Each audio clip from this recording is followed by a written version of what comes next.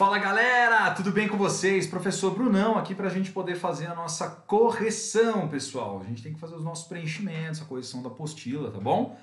Vamos fazer a parte de história agora. Primeira coisa que já está aparecendo aí para vocês na tela é justamente a página 19. Por quê? A cabeça do Brunão.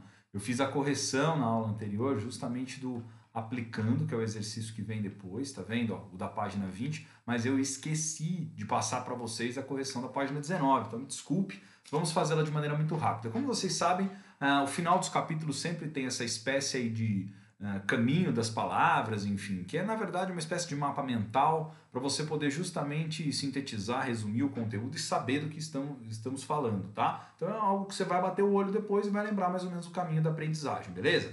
Então a primeira coisa interessante que a gente tem aqui, ó, as primeiras cidades, ó, então vai seguindo aqui ó, o cursor do mouse que está indo junto comigo, tá bom? Então, ó, primeiras cidades formaram-se perto de rios, como o Rio Nilo, né? Ou então a gente pode seguir por aqui, ó, vamos seguir justamente por aqui, ó.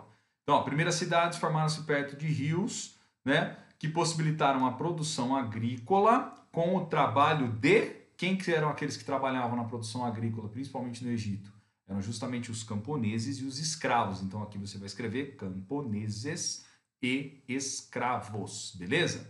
Então, retomando. Então as primeiras cidades formaram-se perto de rios, que possibilitaram a produção agrícola com trabalho de camponeses e escravos e é o que vem aí, galera?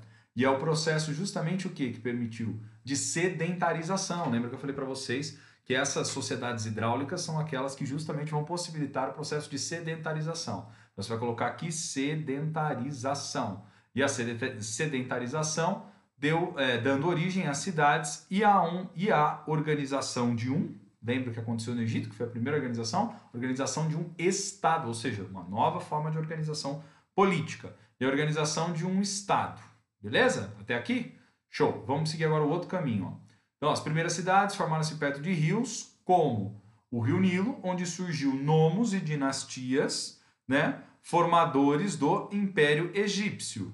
Então, ó, nomos e dinastias, formadores do Império Egípcio, baseado em uma teocracia, porque o poder tinha uma origem inclusive divina, auxiliado pelos sacerdotes. Lembra que eles eram figuras muito importantes, tá? Os sacerdotes. E aqui também tem alguma medida os escribas, tá? Mas deixa aí sacerdotes. Então, novamente, ó, vamos seguir no caminho para ver se você sempre entende. Primeiras cidades formaram-se perto de rios, como o Rio Nilo, onde surgiram nomos e dinastias, formadores do Império Egípcio, né, baseado em uma teocracia, auxiliado pelos sacerdotes. Né? Então, nomos e dinastias, formadores do Império Egípcio, governado pelo... Quem que era a autoridade máxima no Egito, galera? O faraó, tá? Então, ó, faraó, detentor de todo o poder. Beleza? Chique, então aqui você vai escrever faraó. E ficou faltando o quê? Falar só um pedacinho final do reino de Cush, tá? Aliás, que a gente pode pegar aqui, ó, para fechar. Primeiras cidades formaram-se perto dos rios, como o Rio Nilo, onde surgiram nomos e dinastias. Aí tem aquele período do reino de Cush, né, formando na Núbia o reino de Cush, que era principalmente governado pelos... É aquele período dos faraós negros. Então você escreve aí faraós negros, beleza? Pô, gente, vocês estão vendo que tá fácil demais isso aqui, hein? Tá muito moleza, tá muita tranquilidade, galera. E então vamos que vamos. Ó, seguinte, agora a gente vai para a página que ficou faltando fazer o preenchimento nessa semana, na verdade, porque a gente avançou depois, falamos bastante sobre a Mesopotâmia, eu já fiz essa parte da correção da Mesopotâmia 1, referente ao capítulo 2, tá bom? Aí o que tinha ficado para vocês? Aqui eu já tinha feito também toda essa parte da atividade, as primeiras cidades e tal. Agora, aqui já tinha feito, falando dos zigurates, aí a gente na última aula falou sobre o Código de Hammurabi. Eu tinha passado de atividade para vocês, na verdade, algo que estava um pouco mais para frente, tá? Porque qual que era a ideia? Era incentivá-los a já ir lendo justamente aquilo que nós vamos ver nessa semana. Então, o que tinha de atividade era você a história, ó. Esse daqui da página 31, tinha que fazer a questão 1, 2 e 3, tá?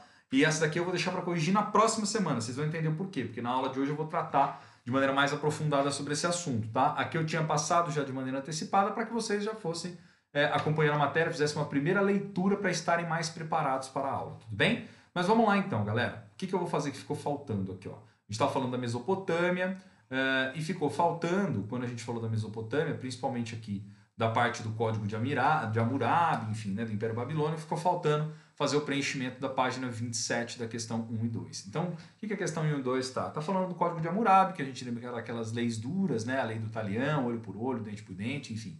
Aí ele fala o seguinte, ele traz um trecho do Código Penal brasileiro com relação ao crime de calúnia e furto. Então ele fala, ó, dos crimes contra a honra, calúnia, artigo 138, caluniar alguém, ou seja, ofender, xingar alguém, né, imputando-lhe falsamente fato definido como crime, pena, detenção de 6 meses a 2 anos e multa.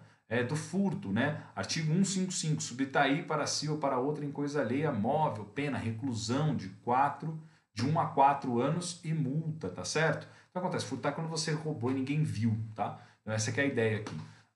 Então o que acontece aqui? Ó, qual a principal diferença em relação ao Código de Hammurabi e o Código Penal brasileiro? Então ele está pedindo para a gente fazer uma comparação, um paralelo, né? Óbvio que aqui você já consegue perceber, o Código de Hammurabi ele era extremamente pesado e a ideia das penalidades elas eram devolvidas na mesma proporção que o crime. Aqui não. No Código Penal brasileiro, como produto do direito moderno, enfim, de um novo tipo de ordenamento jurídico, de organização do Estado, tá? A gente tem, portanto, aí alguns crimes que estão previstos, seja do ponto de vista de pena, seja do ponto de vista...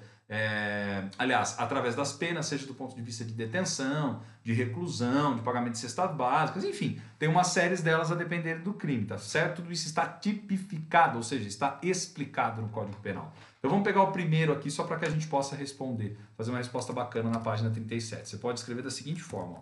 O Código Penal brasileiro, né?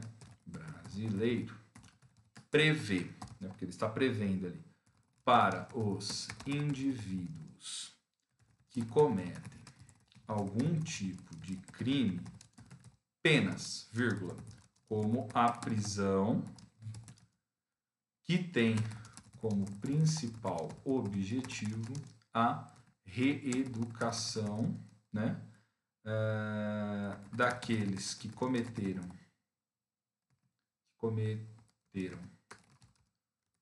crimes para que, posteriormente, sejam ressocializados na sociedade. Perfeito? Então, essa é o que acontece, é o que está previsto, pelo menos, na lei, tá? E aí a gente pode colocar já o Código de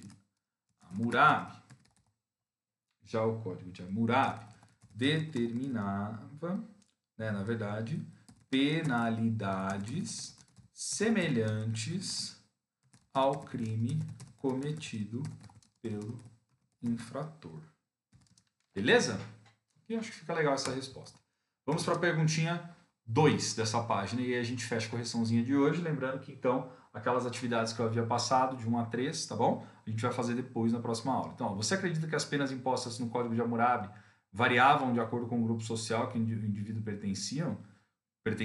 Qual das leis deste código demonstra isso? Olha, a gente não sabe dizer necessariamente com base na lei, mas o que você acaba podendo dizer aí?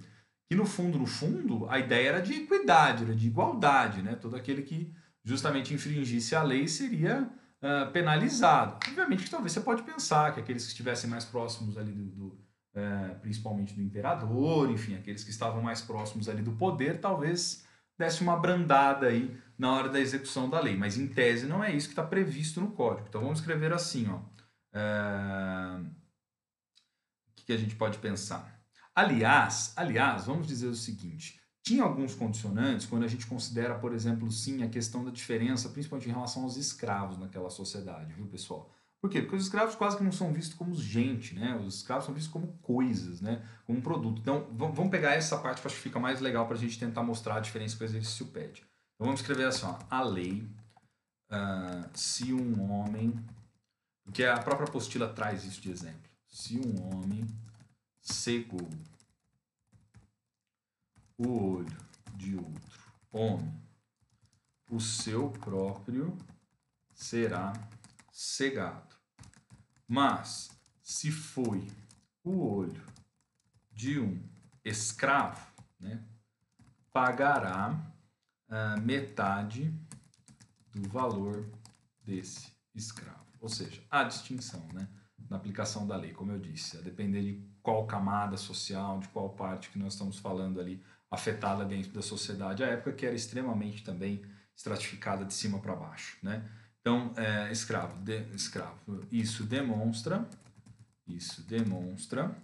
que o escravo, né? Então, isso demonstra que o escravo não tinha a mesma importância que os homens livres daquela sociedade. Show?